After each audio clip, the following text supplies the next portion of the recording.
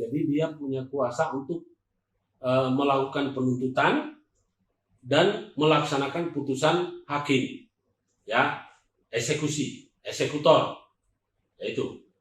Jadi tugas utama jaksa itu pertama adalah melakukan penuntutan bagi orang-orang yang masuk kategori dipidana, baik itu pidana umum maupun pidana khusus. Jaksa punya kewenangan untuk membuat rencana tuntutan, rencana dakwaan, rendak.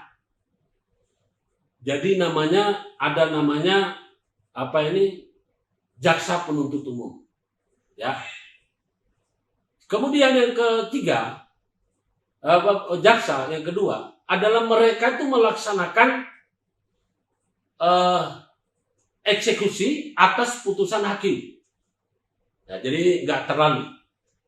Ya, jadi artinya begini, bahwa jaksa posisinya meskipun demikian, tapi jaksa itu memiliki peran yang sangat sentral terhadap penegakan hukum. Karena polisi mau melimpahkan ke pengadilan itu perkara harus melalui jaksa. Polisi dalam hal memeriksa, meneliti, melakukan penyidikan, dia itu tergantung jaksa penelitinya. Kalau jaksa peneliti mengatakan belum lengkap, nah maka belum lengkap. Tapi kalau jaksa penelitinya curang, seperti kami punya perkara dari jaksa pengadilan negeri, kejaksaan negeri Sidoarjo, saya nggak tahu apakah mereka itu bodoh, benar-benar bodoh, atau pura-pura bodoh. Yang pasti perkara yang melibatkan saya, karena jaksa itu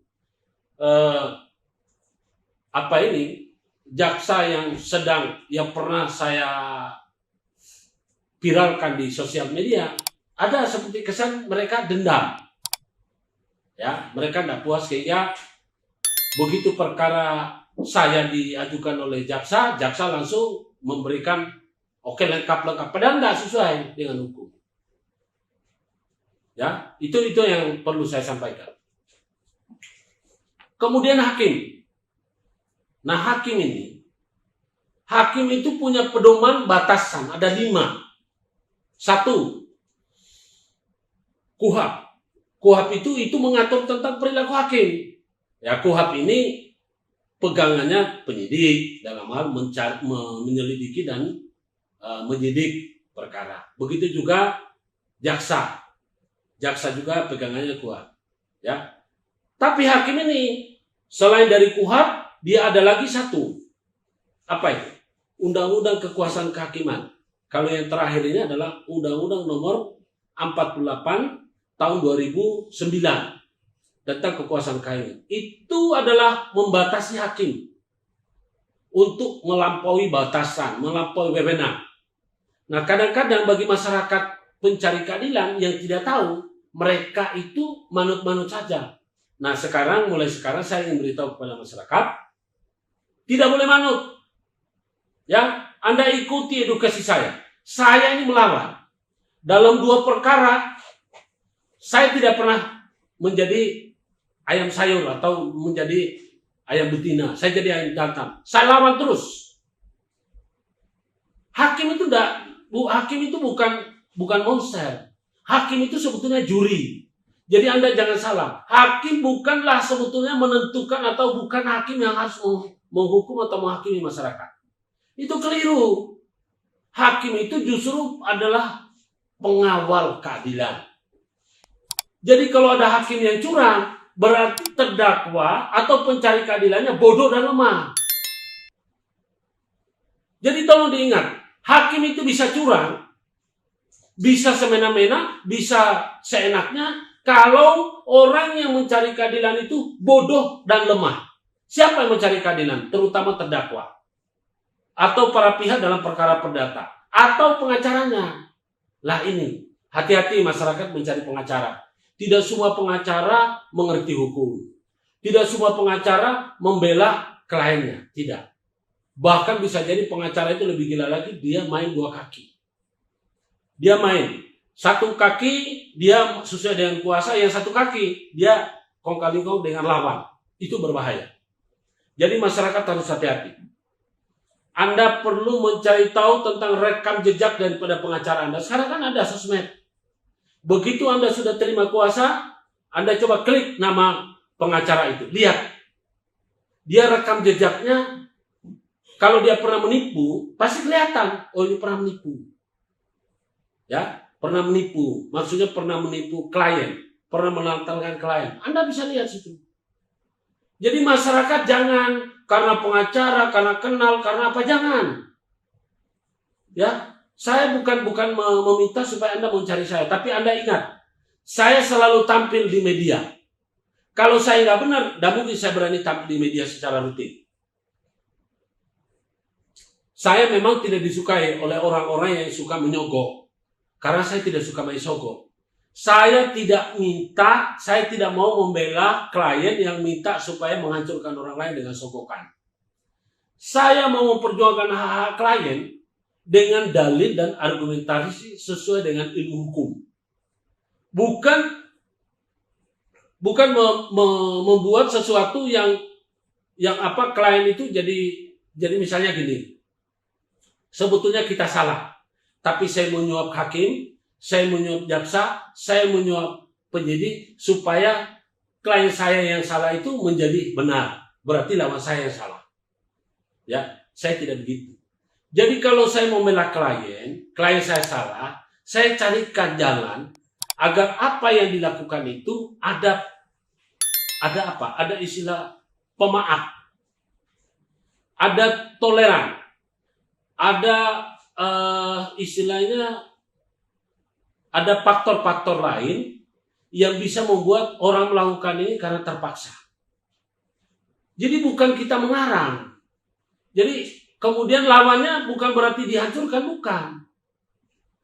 Pertama-tama yang saya tawarkan bagaimana caranya mereka bisa damai. Karena di kampung saya, hukum adat itu sangat tinggi. Di mana? Di Konawe dan Mekongga.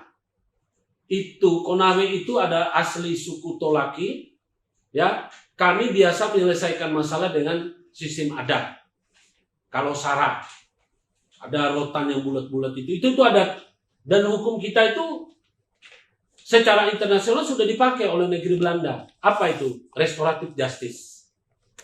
Jadi pemulihan hubungan, pemulihan keadilan. Kami melakukan itu.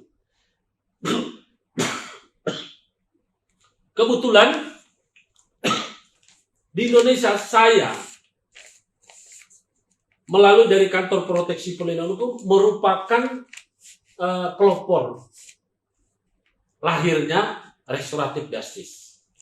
Jadi kami ini mempelopori tentang pemulihan hukum melalui dialog dan perundingan supaya tidak usah ke pengadilan.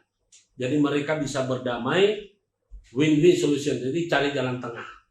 Ya, itu yang saya lakukan. Jadi sekali lagi rekan-rekan, saya tidak pernah menang dalam perkara dengan menghancurkan lawan karena dengan cara tidak baik.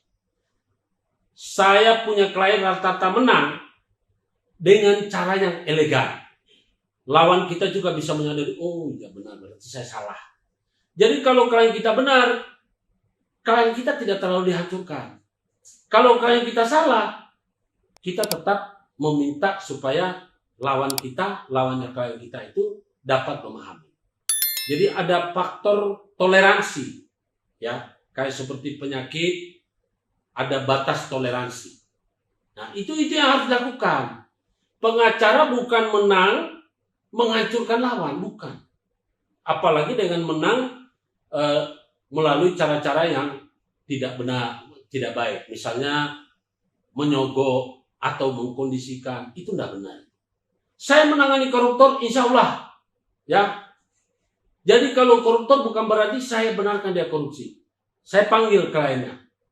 Bapak, ini kalau saya setelah analisa memang Bapak termasuk pelaku tindak pidana korupsi. Jadi saya membantu Bapak ini bagaimana caranya memulihkan. Tolong uang negara, kerugian negara dikembalikan. Berapa ini kembalikan. Kalau uangnya sudah habis, yang masih tersisa kita kembalikan. Sehingga hukuman Bapak akan jadi ringan. Kalau perkara itu belum dinaikkan kepada tingkat penyidikan, masih penyelidikan, itu boleh jadi tidak jadi ke penyidikan. Dia nggak jadi tersangka karena uang sudah kita kembalikan. Ya. Tapi kalau misalnya sudah jadi tersangka, kemudian dia baru kembalikan, itu pertimbangan hukumannya jadi lebih kurang.